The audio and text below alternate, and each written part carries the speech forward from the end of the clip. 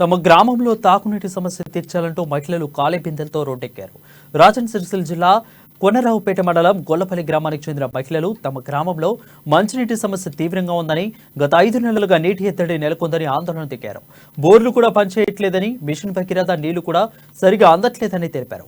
ఓట్ల కోసం ఇంటింటికి తిరిగిన నాయకులు మా బాధలు కనపడవా అంటూ కూడా ఆగ్రహం వ్యక్తం చేశారు.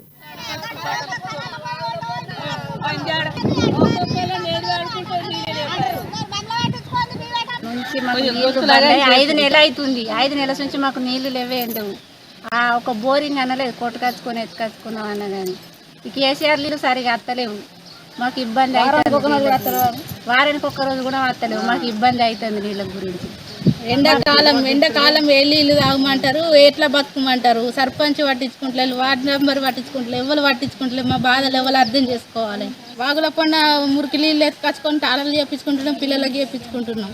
ఆ ఎలర్జీ అవుతుంది, పడతలేదు. డాకల పన్న పాలలు అవుతున్నాం.